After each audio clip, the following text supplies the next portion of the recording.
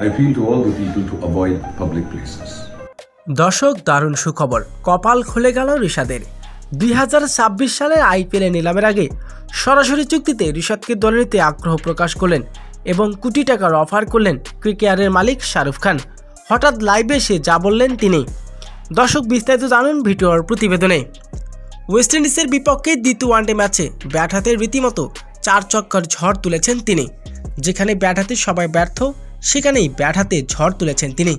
শেষ 2 ওভারে মাত্র 14 বলে 3টি 4 এবং 3টি ছক্কার সাহায্যে 39 রানে দুর্দান্ত এক ক্যামিও ইনিংস খেলেছিলেন রিশাদ।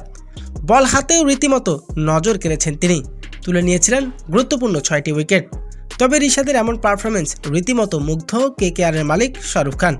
ব্যাট হাতে এবং বল হাতেও দুর্দান্ত ছন্দে আছেন রিশাদ। পাকিস্তান পিএসএলে ব্যাট বল 2 হাতে দুর্দান্ত পারফরমেন্স করেছিলেন। পিএসএলে বল হাতে সর্বোচ্চ উইকেট শিকারকারী হয়েছিলেন রিশাদ। তবে সেই ভাবনায় এবারে কপাল খুলে যেতে পারে রিশাদের।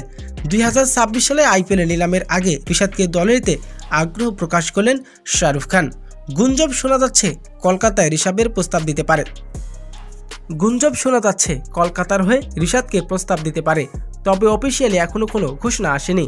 আর রিশাদের ব্যাট বল সাম্প্রতিক পারফরমেন্স দেখে আইপিএলের ভাবনায় রাখা হয়েছে তাকে বলে জানা গেছে এক সূত্রে।